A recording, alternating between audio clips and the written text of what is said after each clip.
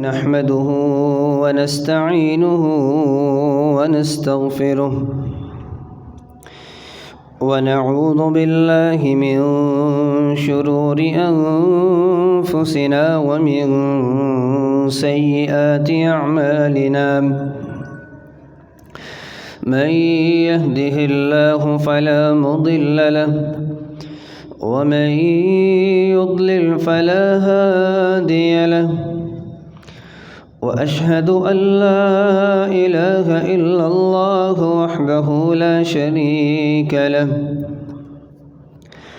وأشهد أن محمدًا عبده ورسوله أما بعد فإن خير الحديث كتاب الله وخير الهدي هدي محمد صلى الله عليه وسلم وشر الأمور محدثاتها وكل محدثة بدعة وكل بدعة ضلالة وكل ضلالة في النار. يا أيها الذين آمنوا اتقوا الله حق تقاته ولا تموتن إلا وأنتم مسلمون. يا أيها الناس اتقوا ربكم الذي خلقكم من نفس واحدة وخلق منها زوجها وبث منهما رجالا كثيرا ونساء واتقوا الله الذي تساءلون به والأرحام إن الله كان عليكم رقيبا. يا أيها الذين آمنوا اتقوا الله وقولوا قولا سديدا يصلح لكم أعمالكم ويغفر لكم ذنوبكم ومن يطع الله ورسوله فقد فاز فوزا عظيما. اللهم صل على محمد وعلى آل محمد كما صليت على إبراهيم وعلى آل إبراهيم إنك حميد مجيد. اللهم بارك على محمد وعلى آل محمد كما باركت على إبراهيم وعلى آل إبراهيم إنك حميد مجيد. رب اشرح لي صدري ويسر لي أمري واحلل عقدة من لساني يفقه قولي. رب يسر ولا تعسر وتمم بالخير. أعوذ بالله السميع العليم من الشيطان الرجيم من همزه ونفخه ونفثه. بسم الله الرحمن الرحيم. سبحان الذي أسرى بعبده ليلا من المسجد الحرام إلى المسجد الأقصى الذي باركنا حوله لنريه من آياتنا إنه هو السميع البصير.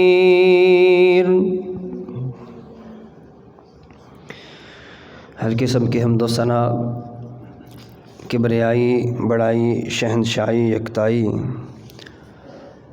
اللہ وحدہ لا شریک کے لیے، جو مالک ملک، خالق کل ہیں۔ درود و سلام امام الانبیاء جناب محمد الرسول اللہ صلی اللہ علیہ وآلہ وصحبہ وسلم کی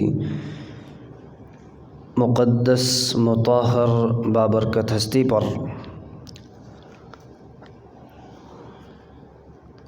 جن کے معجزات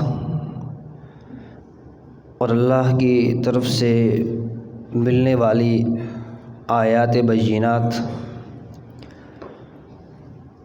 امت کے لیے رہنمائی کا بہترین ذریعہ اور سبب بنی ہیں، رحمت اور بخشش کی دعا جناب صحابہ کرام کے لیے، تابعین اعظام کے لیے، فقہاء کرام کے لیے، محدثین اعظام کے لیے، علماء کرام کے لیے، جو اپنے اپنے وقت میں رسول اللہ صلی اللہ علیہ وآلہ وصحبہ وسلم کے معجزات، آیات بینات کی وضاحت اور اس کی تبلیغ و ترویج کرتے رہے ہیں، علم وحی کو پڑھتے رہے، پڑھاتے رہے، سیکھتے رہے، سکھاتے رہے۔ عزیزان گرامی، سیرت النبی قدم بقدم نبی مکرم صلی اللہ علیہ وسلم کے احوال ہم الحمدللہ ان کو پڑھ رہے ہیں، جان رہے ہیں، بتوفیق اللہ سیکھنے اور سکھانے کی کوشش کر رہے ہیں۔ اسی سلسلہ میں ہمارا مضمون نبی صلی اللہ علیہ وسلم کے اسراء و معراج تک پہنچا تھا۔ اسراء جو آپ صلی اللہ علیہ وسلم کا مسجد حرام سے مسجد اقصی تک کا سفر، اس کی کچھ تفصیلات، کچھ باتیں ہم نے گزشتہ جمعہ اس کو پڑھا تھا، اور آج آپ صلی اللہ علیہ وسلم کا سفر معراج زمین سے آسمانوں تک اور اس سے آگے تک، اس حوالے سے کچھ باتیں سیکھنے اور سکھانے کی کوشش کریں گے۔ آپ صلی اللہ علیہ وسلم کو جبریل علیہ السلام نے بیت المقدس سے اپنے ساتھ لیا اور آسمانوں پر پرواز کی اور چڑھنا شروع کیا۔ پہلے آسمان پر پہنچتے ہیں تو آسمان کے دربان نے سوال کیا، من انت، آپ کون ہیں؟ اور ساتھ ہی پوچھا کہ آپ کے ساتھ کون ہے؟ جواب دیا گیا کہ میں جبریل ہوں، میرے ساتھ محمد الرسول اللہ صلی اللہ علیہ وسلم تشریف لائے ہیں۔ تو پوچھا گیا، آپ از خود آئے ہیں یا آپ کو بلایا گیا ہے؟ تو بتایا گیا کہ ہمیں بلایا گیا ہے، ہم اس لیے آئے ہیں۔ اور آپ صلی اللہ علیہ وسلم کے لیے دروازے کھول دیے گئے، اور ساتھ ہی مرحبا بہ و اہلا، اور آپ صلی اللہ علیہ وسلم کو نعم المجیء جاء، آپ کے لیے مرحبا، ویلکم کا اور استقبال کا اہتمام کیا گیا کہ آپ کا آنا بہت ہی اچھا آنا ہے۔ اور پہلے آسمان پر آپ صلی اللہ علیہ وسلم تشریف رکھتے ہیں، اور آپ کی ملاقات ابو الانسان آدم علیہ السلام سے کروائی جاتی ہے، اور بتایا جاتا ہے کہ یہ آدم ہے، اور آدم علیہ السلام آپ صلی اللہ علیہ وسلم کا استقبال کرتے ہیں، مرحبا بالنبی الصالح والابن الصالح، پیارے بیٹے، صالح بیٹے، آپ کے لیے خوش آمدید، اور النبی الصالح کے بہترین اور نیک سیرت نبی آپ کے لیے خوش آمدید ہے۔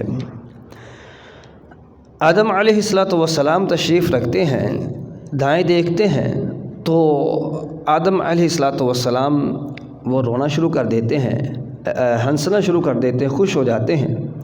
بائیں دیکھتے ہیں تو آدم علیہ السلام رونا شروع کر دیتے ہیں۔ تو آپ صلی اللہ علیہ وسلم نے وضاحت چاہی یہ کیا ماجرا ہے، دائیں اور بائیں۔ آپ صلی اللہ علیہ وسلم کو بتایا گیا کہ آدم علیہ السلام کی اولاد، ان کی ارواح کو اکٹھا کیا گیا ہے، اور دائیں طرف آدم علیہ السلام کے وہ ارواح ہیں، ان کی اولاد ہے جو نیک ہیں، نیک سیرت ہیں، اور بائیں جانب وہ حضرات ہیں، وہ لوگ ہیں جو بدبخت ہیں، ان کے لیے جہنم کا وہ ایک سرٹیفکیٹ ان کو دے دیا گیا ہے۔ تو یہ اپنی اولاد کو دیکھ کر دائیں اور بائیں، اچھے اور برے کو دیکھ کر خوش ہوتے ہیں اور پریشان ہوتے ہیں۔ عزیزان گرامی، یہاں پر ہم سب کے لیے سبق ہے۔ ہم سب اولادیں ہیں اور والدین بھی ہیں۔ ہم میں سے کچھ لوگ وہ اولاد میں سے ہیں اور کچھ والدین ہیں۔ دونوں کو ہی، والدین کو بھی اولادوں کو بھی اس سے سیکھنا ہے کہ جب اولادیں والدین کی نافرمان ہوں، ان کے کہنے کار میں نہ ہوں، اور اس کے ساتھ ساتھ جب اولادیں والدین کے لیے صدقہ جاریہ بننے کی بجائے ان کے لیے پریشانی اور مصیبتوں کا سبب بن جائے، تو پھر اولادیں والدین کے لیے پریشانی اور مصیبتوں کا ایسا سبب بنتی ہیں کہ جس کے لیے ان کو انتہائی تکلیف کا سامنا کرنا پڑتا ہے۔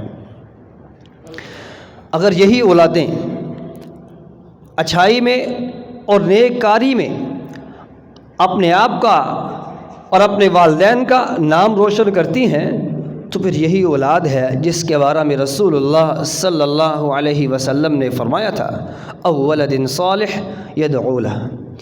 وہ اولاد جو نیک اولاد ہے، اگر وہ ایک انسان کے فوت ہو جانے کے بعد اس کی نیک اولاد وہ صدقہ جاریہ ہے، اگر وہ دعائیں کرتی رہے تو اللہ تعالیٰ اس شخص کو اس کے اولاد کی دعاؤں کی وجہ سے بہترین درجات سے نواز دیتے ہیں۔ اسی طرح اگر والدین ہیں تو تب بھی والدین کو بھی اس بات کی طرف انتہائی توجہ کی ضرورت ہے۔ اگر وہ چاہتے ہیں اولادیں اچھی ہوں، نیک سیرت ہوں، صالح ہوں، تو اس کا بہترین حل یہ ہے کہ وہ اپنے آپ کو صالحیت کی طرف، نیکی اور درستی کی طرف لے کے جائیں، جس سے ان کی اولادیں وہ بھی درستی اور نیکی کی طرف آئیں گی۔ یہ اللہ کا نظام اور اس کا قانون ہے کہ اگر والدین خود بہترین ہیں، اچھائی اور درستی کی تلاش میں ہیں، تو پھر ان کی اولادیں بھی نیکی اور درستی کی تلاش میں نکلیں گی، اور جب خود بہترین اور نیکی کی تلاش میں ہیں، بچے بھی ایسے ہی ہوں گے، پھر والدین کے رخصت ہو جانے کے بعد اولادیں والدین کے لیے صدقہ جاریہ بن جاتی ہیں۔ تو حضرت محترم، اولاد آدم ان میں نیک بھی ہیں، بد بھی ہیں۔ نیک لوگ خوشی کا باعث ہیں، نیک اولادیں آپ علیہ السلام کو خوشی دے رہی ہیں، اور وہ اولاد جو بد ہے، جو بائیں جانب ہے، وہ آدم علیہ السلام کے لیے تکلیف اور پریشانی کا سبب بن رہی ہے۔ حضرت محترم، دوسرے آسمان پر آپ صلی اللہ علیہ وسلم تشریف لے جاتے ہیں۔ وہاں پر بھی سوال و جواب کے بعد آپ کو اجازت دی گئی، آپ وہاں پر تشریف لاتے ہیں۔ حضرت یحییٰ اور عیسیٰ علیہ السلام دونوں سے وہاں ملاقات کروائی گئی، اور بتایا گیا کہ یحییٰ اور عیسیٰ علیہ السلام یہ دونوں خالہ زاد ہیں، اور انہوں نے بھی مرحبا بالاخ الصالح والنبی الصالح، انہوں نے بھی استقبال کیا۔ بہترین اور نیک سیرت بھائی اور نبی آپ کو خوش آمدید کہتے ہیں۔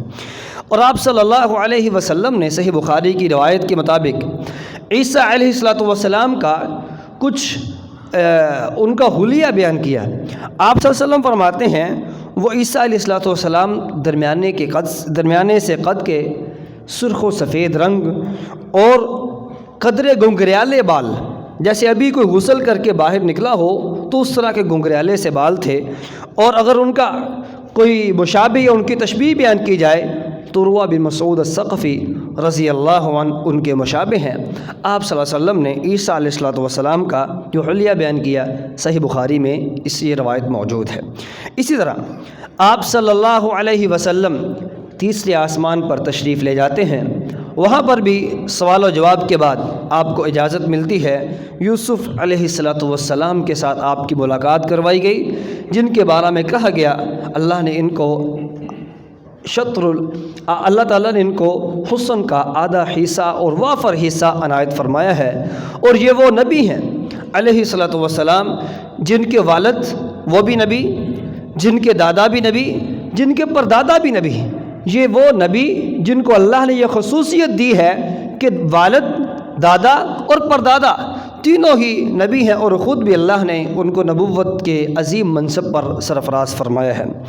اسی طرح چوتھے آسمان پر اللہ تعالیٰ نے آپ صلی اللہ علیہ وسلم کو وہاں پر سرفراز فرمایا، اور وہاں پر ادریس علیہ السلام کے ساتھ ملاقات کروائی گئی، اور آپ صلی اللہ علیہ وسلم ساتھ ہی قرآنی آیات کے مطابق ان کا جو اللہ نے مقام بیان فرمایا تھا وَرَفَعْنَاهُ مَكَانًا عَلِيًّا، اس کو بھی ظاہر کرتے ہیں کہ اللہ نے ان کو بلند ترین مقام پر فائز کیا ہے۔ پانچویں آسمان پر ہارون علیہ السلام اور چھٹے آسمان پر موسیٰ علیہ السلام سے ملاقات ہوتی ہے، اور موسیٰ علیہ السلام سے ملاقات ہوئی۔ جب کچھ ہی آگے بڑھے تو موسیٰ علیہ السلام رونے لگ جاتے ہیں۔ صحیح بخاری کی روایت ہے، رسول اللہ صلی اللہ علیہ وسلم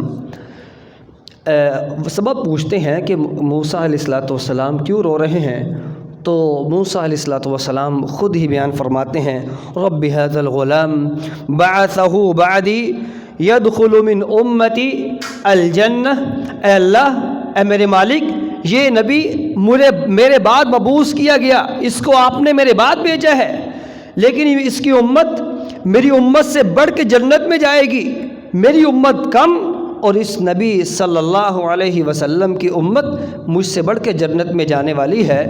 اس اپنی امت کی تعداد کی قلت کی وجہ سے تکلیف اور پریشانی میں اللہ کے سامنے رو دیے ہیں۔ وجہ یہ ہے کہ بنی اسرائیل، ان کا طریقہ کار، ان کا جو ایک رویہ تھا وہ انتہائی زیادہ آپ علیہ السلام کی مخالفانہ اور معادانہ، آپ کی دشمنی میں وقت گزارنے والے اور آپ کی ہر دم ہر وقت نافرمانی کرنے والی بنی اسرائیل آپ صلی اللہ علیہ وسلم کی امت کو دیکھ کر حضرت موسیٰ علیہ السلام اپنی امت کی طرف سے دیے گئے وہ غم اور پریشانیوں کی وجہ سے وہ رو رہے ہیں کہ میری امت بھی میری بات کو مانتی اور آج میری امت وہ بھی جنت میں بہت زیادہ داخل ہو جاتی۔ اور عزیزان گرامی، یہاں پر یہ بات بھی ذہن میں رہنی چاہیے کہ موسیٰ علیہ السلام کی امت تعداد میں کم جنت میں جائے گی، اور رسول اللہ کی امت صلی اللہ علیہ وسلم تعداد میں زیادہ جنت میں ان کو داخلہ ملے گا۔ اس سے آپ صلی اللہ علیہ وسلم کے درجات کی بلندی، ایک تو اللہ نے ان کو ویسے ہی درجات بلند دے دیے، وَرَفَعْنَا لَكَ ذِكْرَكَ، اور دنیا و آخرت میں اللہ نے ان کو بلند ترین مقام پر فائز کر دیا۔ لیکن اگر دیکھا جائے ایک اور اعتبار سے، دوسرے رخ سے دیکھا جائے، تب بھی آپ صلی اللہ علیہ وسلم جتنے بھی آپ کی امتی ہیں، ابوبکر صدیق رضی اللہ عنہ سے لے کر اور قیامت کی دیواروں تک جتنے بھی مسلمان ہیں، آپ صلی اللہ علیہ وسلم کی امتی ہیں، وہ تمام کی نیکیاں وہ براہ راست رسول اللہ صلی اللہ علیہ وسلم کے نام اعمال میں بھی لکھی جائیں گی۔ کیوں؟ کیونکہ آپ صلی اللہ علیہ وسلم وہ شخصیت ہیں جن کی بدولت تمام انسانیت کو جو بھی اسلام قبول کر چکے ہیں، کریں گے اور کر رہے ہیں، تمام کے تمام کو اسلام کی اگر دولت ملی ہے تو وہ رسول اللہ صلی اللہ علیہ وسلم کی وجہ سے ملی۔ اور یہی وجہ تھی موسیٰ علیہ السلام پریشان ہیں، اگر میری امت بھی میری بات مانتی اور میری امت میں بھی اس کثرت کے ساتھ جنت میں ان کو دخول ہوتا، تو پھر وہ کثرت، وہ اعمال اور نیکیوں کی کثرت جو کثرت کی وجہ سے رسول اللہ کو ملا ہے، وہ درجہ وہ مجھے بھی ملتا اگر میری قوم میری بات کو اچھے طریقے سے مان جاتی۔ عزیزان گرامی، اور جامع ترمذی کی روایت ہے، ابن عباس رضی اللہ عنہما روایت کرتے ہیں، رسول اللہ صلی اللہ علیہ وسلم فرماتے ہیں، معراج کے موقع پر میں امتوں کے پاس گزر رہا تھا کہ کہیں بہت کم امت تھی، کہیں کچھ زیادہ لوگ تھے، کسی نبی کے پاس کوئی امتی نہیں تھا، وہ اکیلے ہی تھے، اور میں نے ایک امت دیکھی جو بہت زیادہ تھی. میں نے پوچھا یہ کس نبی کی امت ہے؟ بتایا گیا کہ یہ نبی موسیٰ علیہ السلام کی امت ہے. تو میرے دل میں کچھ ہوا، محسوس ہوا. تو ساتھ ہی دوسری جانب میں نے دیکھا ایک امت جو ہر طرف اس کا پھیلاؤ ہے اور افق اور ہر طرف کے جو کنارے تھے لوگوں سے بھرے ہوئے ہیں، اور یہ امت اس سے کہیں زیادہ بڑی تھی. میں نے پوچھا یہ امت کس کی ہے؟ تو بتایا گیا یہ آپ صلی اللہ علیہ وسلم پیارے نبی، یہ آپ کی امت ہے جو آپ کے ساتھ جنت میں جائے گی، اور اس کے علاوہ 70,000 اور بھی ہیں جن کو اللہ بغیر حساب و کتاب سے جنت میں لے جائیں گے. اللہ ہمیں توفیق عنایت فرمائے ایسے اعمال کرنے کی، ہم بھی ان 70,000 میں شامل ہو جائیں. اللہ اپنی رحمت اور عنایت سے ہمیں ان 70,000 میں شامل فرما دیں. عزیزان گرامی، 7ویں آسمان پر ابراہیم علیہ السلام سے رسول اللہ صلی اللہ علیہ وسلم کی ملاقات ہوتی ہے. ابراہیم علیہ السلام بیت المعمور سے ٹیک لگائے ہوئے آپ کا تعارف کروایا گیا، اور آپ سے بھی کروایا گیا ھذا ابوک ابراہیم فسلم علیہ، اور فرمایا گیا اے محمد صلی اللہ علیہ وسلم یہ آپ کے بابا ابراہیم ہیں، ان کو سلام پیش کیجئے. اور انہوں نے بھی مرحبا لابن الصالح والنبی الصالح آپ صلی اللہ علیہ وسلم کا استقبال کیا. عزیزان گرامی، بیت المعمور صحیح بخاری کی روایت کے مطابق رسول اللہ صلی اللہ علیہ وسلم فرماتے ہیں ھذا بیت المعمور یصلی فیہ کل یوم 70,000 ملک، کہ یہاں پر بیت المعمور اللہ کا وہ گھر ہے جہاں پر 70,000 فرشتے اللہ کے لیے نماز پڑھتے عبادت کرتے ہیں، اور جو ایک دفعہ آئے قیامت تک اس کی باری نہیں آتی. یہاں پر پتہ چلتا ہے کہ اللہ کی مخلوق فرشتے اتنے زیادہ ہیں کہ اگر 70,000 فرشتہ ایک وقت میں ہے تو اس کی قیامت تک دوبارہ باری نہیں آ سکتی. وہ ہر وقت اللہ کی تسبیحات بیان کرتے ہیں. لا یعصون اللہ ما امرہم ویفعلون ما یؤمرون. ایک فرشتہ اس کی صفت یہ ہے اللہ جو کہتے ہیں وہ اللہ کی بات کو بنوعن تسلیم کرتے ہیں، اللہ کی نافرمانی نہیں کرتے. عزیزان گرامی، اللہ تعالیٰ کو اتنی زیادہ بڑی مخلوق کے ہونے کے باوجود، اور ان کی صفت یہ ہے بل عباد مکرمون، اللہ کے وہ معزز ترین فرشتے ہیں، اللہ کی ہر بات کو مانتے ہیں. اس کے باوجود اللہ کو اگر ضرورت تھی انسانوں کو پیدا کرنے کی تو کیا ضرورت تھی؟ سبب یہی تھا کہ ایک انسان فرشتوں سے افضل تب ہی ہو سکتا ہے. ایک انسان اپنی انسانی زندگی میں اپنی تخلیق کے مقاصد تک تب ہی پہنچ سکتا ہے، جو اس کا مقصد اللہ کی عبادت تھا تب ہی پہنچ سکتا ہے جب انسان اس کو ورگلایا جائے، اس کو اکسایا جائے، اس کو نیکی کی راہ سے ہٹایا جائے. اس کے باوجود بھی وہ اللہ کی توفیق کے ساتھ نیکی کے راستے کو اختیار کرتا ہے، اس کے باوجود کو اس کو اکسایا جا رہا ہے. یہی وہ انسان کی امتیازی صفت ہے، اس کا امتیازی وصف ہے کہ فرشتوں میں اللہ نے صرف نیکی کا ہی جذبہ رکھا ہے، فرشتوں میں اللہ نے بدی کا جذبہ ختم ہی کر دیا، ان میں رکھا ہی نہیں. انسانوں میں اللہ نے دونوں ہی جذبے رکھے اور اس کو فرما دیا اما شاکرا و اما کفورا، تو جون سا راستہ اختیار کرنا چاہے تجھے اختیار ہے، اما شاکرا و اما کفورا، شکر کے راستے اور کفر کے راستے دونوں تیرے سامنے کھلے ہیں. اگر انسان شکر کا راستہ اختیار کرے گا تو اللہ نے فرمایا یہی وہ وجہ ہے کہ لقد خلقنا الانسان فی احسن تقویم، اللہ نے انسان کو جسمانی اعتبار سے بھی اور اخلاقی اعتبار سے بھی بہترین مخلوق کے طور پر بطور متعارف کروایا ہے. عزیزان گرامی، اور بیت المعمور یہ آسمانوں پر بیت اللہ کی جگہ پہ ہے، اور روایات میں ہے کہ آپ صلی اللہ علیہ وسلم کی فرمایا ہے کہ آسمان زمین پر بیت اللہ، اور اس کے اوپر اس کی سمت میں ہی اللہ نے بیت المعمور کو وہاں پر فرشتوں کے لیے بنایا ہے. یہاں پر ہمارے لیے ایک بات سمجھنے کی مزید بھی ہے کہ ابراہیم علیہ السلام نے اس اللہ کی زمین پر بیت اللہ کی خدمت کی، اس کو تعمیر کیا، اس کے لیے اپنے آپ کو لگایا، اپنی اولاد کو لگایا، اس کی فکر کرتے ہوئے اس کے لیے دعائیں دیں، اس کے لیے دعائیں کی، اس کی عبادتگاری کے لیے اللہ سے التجائیں بھی کی، اپنی خدمات بھی پیش کی.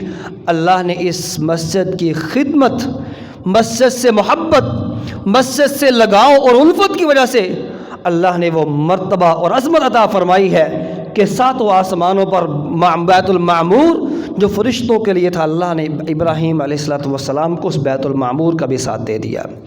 حضرات محترم، یہ مسجد سے محبت کا اور اس الفت کا ہی ایک سبب تھا جو اللہ نے ابراہیم علیہ السلام کو اس درجے تک پہنچایا جو درجہ ایک مسجد سے محبت کرنے کی وجہ سے اللہ تعالیٰ عنایت فرماتے ہیں۔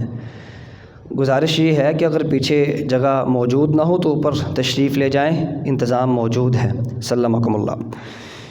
اور عزیزان گرامی، ابراہیم علیہ السلام، جامع ترمذی کی روایت کے مطابق رسول اللہ صلی اللہ علیہ وسلم سے محو ملاقات ہیں، بات چیت جاری ہے، اور ابراہیم علیہ السلام نے امت مسلمہ کے لیے 2 چیزیں ہیں، ایک سلام اور ایک پیغام بھیجا ہے۔ سب سے پہلے تو ایک مسلمان ہونے کی حیثیت سے، امت محمدیہ امت مسلمہ کے ایک فرد ہونے کی حیثیت سے ہم سب کو اس سلام کو قبول کرنا چاہیے جو سلام ابراہیم علیہ السلام نے رسول اللہ صلی اللہ علیہ وسلم کے ذریعے سے ہم تک پہنچایا ہے۔ یہاں سے پتہ چلتا ہے امت محمدیہ امت مسلمہ کتنی اہم ہے، اس کی کتنی فضیلتیں ہیں۔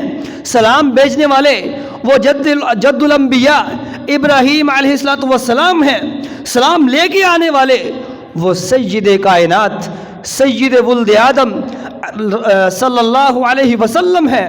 اور کیا فرماتے ہیں؟ یا محمد اقرئ منی امتک السلام، اے محمد صلی اللہ علیہ وسلم میری طرف سے اپنی امت کو سلام پیش کیجئے گا، وَأَخْبِرْهُمْ، اور ان کو میری طرف سے ایک پیغام بھی دیجئے گا، إِنَّ الْجَنَّةَ طَيِّبَةُ التُّرْبَةِ، بے شک جنت کی جو مٹی ہے بڑی زرخیز ہے، بڑی خوبصورت ہے، عُذْبَةُ الْمَاءِ، اس کا جو پانی ہے بڑا زبردست اور میٹھا ہے، اور اسی طرح وَأَنَّهَا قِيعَانٌ، اس کی جو زمین ہے اس پر اللہ کی طرف سے شجرکاری کی ضرورت ہے، اور اس کی شجرکاری کیا ہے؟ سبحان اللہ والحمد للہ ولا الہ الا اللہ واللہ اکبر۔ ایک مسلمان امت محمدیہ کا فرد، اس کو اللہ کے نبی ابراہیم علیہ السلام یہ پیغام دے رہے ہیں، جنت کی مٹی زرخیز ہے، پانی بہترین ہے، اب ضرورت اس بات کی ہے کہ وہاں پر شجرکاری کی جائے، وہاں پر کھیتی باڑی کی جائے، اور اس کا بہترین شجرکاری اور کھیتی باڑی کرنا کیا ہے؟ وہ سبحان اللہ والحمد للہ ولا الہ الا اللہ واللہ اکبر، ان کلمات کا پڑھنا ہے۔ مسلمان جتنا اس کو پڑھتا چلا جائے گا، اللہ اس جگہ پر جنت کی اس زمین پر اللہ تعالیٰ اس کے لیے شجرکاری کرتے ہی چلے جائیں گے۔ اور اسی طرح مسند احمد کی روایت کے مطابق رسول اللہ صلی اللہ علیہ وسلم نے پوچھا وما غراس الجنہ، جنت کی شجرکاری کیا ہے؟ تو فرمایا گیا لا حول ولا قوت الا باللہ، اے پیارے محمد صلی اللہ علیہ وسلم اگر آپ جنت میں شجرکاری کرنا چاہتے ہیں تو پھر لا حول ولا قوت الا باللہ اس کلمے کو اپنی زبان پر جاری کر دیجئے، اپنی زندگی میں اس کو حرز جان بنا لیجئے، اپنی زندگی کا حصہ بنا لیجئے۔ سبب کیا ہے؟ یہ کلمہ وہ کلمہ ہے جس کے ذریعے سے ایک انسان شیطان کے ہتھ کنڈوں سے بچ کے رحمان کے راستے پر چل سکتا ہے۔ اور یہ ظاہر ہے انسان اپنی بناوٹ میں، اپنی تخلیق میں شیطان سے کمزور تر ہے، از خود مقابلہ کرنا چاہے شیطان سے نہیں کر سکتا۔ اگر مقابلہ کرنا چاہتا ہے انسان شیطان سے، اپنے سب سے بڑے دشمن سے، تو اس کو پھر اپنے آپ کو رحمان کے حوالے کرنا پڑے گا۔ اس کا بہترین طریقہ یہ ہے ولا حول ولا قوت الا باللہ کے ورد کے ساتھ اللہ کے سامنے اپنے آپ کو رکھ دیتا ہے، مالک میں خود تو از خود نہ نیکی کر سکتا ہوں، نہ گناہوں سے بچ سکتا ہوں، پیارے اللہ اپنے آپ کو اٹھا کے آپ کے در پر رکھ رہا ہوں، مجھے از خود ہی نیکی کی توفیق عنایت فرما دیجئے، اور اس کے ساتھ ساتھ مجھے گناہوں سے بچنے کی ہمت عطا فرما دیجئے۔ عزیزان گرامی، اس سے بڑھ کے آپ صلی اللہ علیہ وسلم سدرۃ المنتہا تک پہنچتے ہیں، اور اس کے احوال پھر آپ صلی اللہ علیہ وسلم جنت کی سیر اور جہنم کو کچھ مناظر دیکھتے ہیں، اور آپ صلی اللہ علیہ وسلم کو اللہ کی طرف سے 3 تحفے 3 گفٹس دیے گئے، اس کا بھی ذکر انشاءاللہ اگلے جمعے ہم کریں گے۔ اللہ ہم سب کی ہم کو توفیق دے، ہم ان خطبات کو، ان باتوں کو، ان موضوعات کو، سیرت النبی صلی اللہ علیہ وسلم کے احوال کو، اس کو سنیں، اس پر عمل کریں اور اپنی زندگی میں اس کو شامل کریں۔ اللہ ہم سب کا حامی ناصر ہو۔ السلام علیکم ورحمۃ اللہ وبرکاتہ۔